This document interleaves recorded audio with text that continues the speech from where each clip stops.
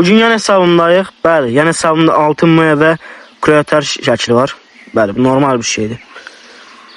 Niye var diye size keyfim istedi aldım. Altın maya ilə 1vs3 atmalıyam. Çünki kayfıma belə düşübdü.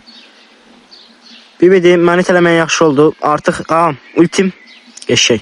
İtalyandan sonra ultiniz atanda dayandıranmır. Bəli, rozetlər də almışım. Mücəffərlə gəldi aldım mən. Böyük ehtimal Brawl Stars yaxın vaxt alacaq. Ona görə hər yerdən rozeti basıram. Amma böyük ehtimal alacaq əlimdən yəni. Qəşəng rozet idi. İstəyərdim ömürlü olsun amma əməyimdir. Bu arada gəlir. Ay bilet ayısına bax. Bayaq böyrünü attım bilərəkdən dalını yoxlamaq üçün bu arada. Aha. Sağ qoymağı məncə səhv idi. Nitanı alaram mı? Yani alaram məncə çünki o qədər də güclü bir şey deyil. Deyərkən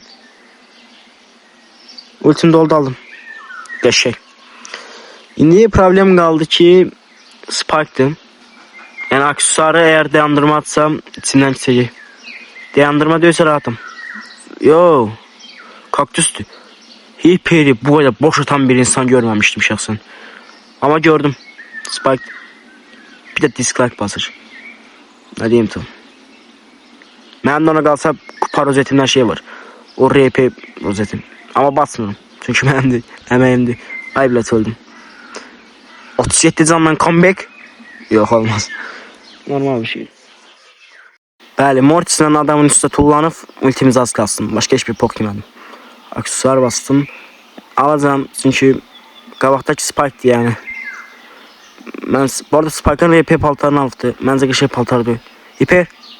Ay belə qolsuzluq. Ay blin.